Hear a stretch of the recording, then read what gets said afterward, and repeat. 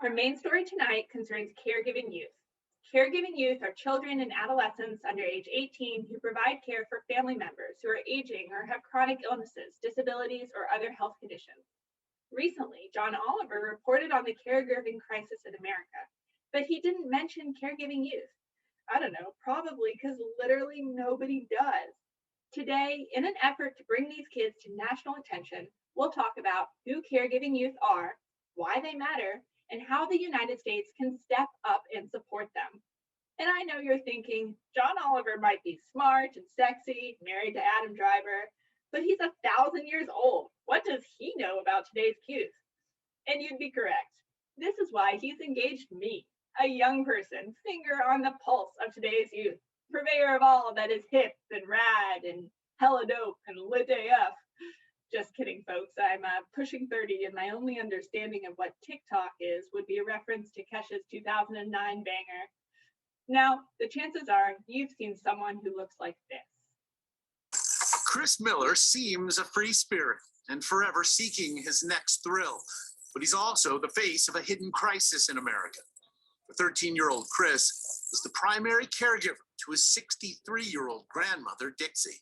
Grandma, don't go up so fast. Chris has lived with Dixie for the last 10 years. His mother passed away when he was young. His dad is in and out of prison. The little one. That's all I need. Dixie has extensive nerve damage. Do you want to lean back in the chair? And vision problems that require special medications. I know how to cut it, Grandma. Still, she doesn't qualify for caregiving assistance under any government program. So there is no one to turn to but Chris. Do you let people in on your added responsibilities and what you do? A lot of people don't get it, and they just don't understand. In the United States, there are over 5.4 million caregiving youth who provide this type of informal family caregiving. Caregiving youth manage loved ones' complicated daily tasks of living, including personal care, feeding, cleaning, dressing, and administering medication. And the number of caregiving youth has increased over 150% since 2005 due to an aging population and major social issues such as the opioid epidemic and mass incarceration. These youth form the backbone of our nation's informal caregiving economy. Almost every other developed nation recognizes caregiving youth and helps them with policies and providing financial and school supports. And I know developed nation doesn't sound very good. I also know it would sound even worse if I had a British accent. The United States does not yet acknowledge or support caregiving youth in any way. Family caregiving services are only accessible to adults.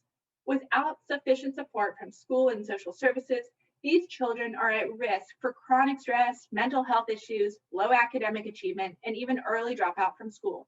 Let these kids have time to be angsty teens. Now, this is only getting worse. Caregiving youth report that they have increased the amount of time they spend caregiving 58% since the start of the COVID-19 pandemic.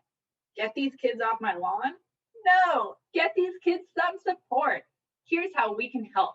The federal government should count caregiving youth in the census, extend caregiving policies to caregivers below the age of 18, pay caregiving youth for their work, and invest in their college funds. Healthcare systems should screen caregiving youth to identify at-risk patients and provide training for pediatricians on the special needs of this population.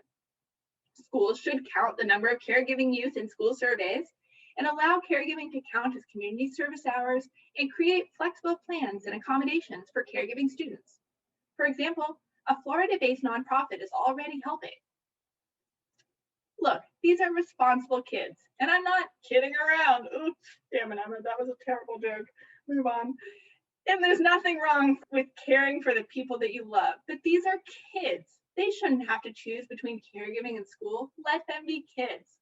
Let's help support caregiving youth via school policies, local policies, and legislative changes so that they can still be kids and do well in school.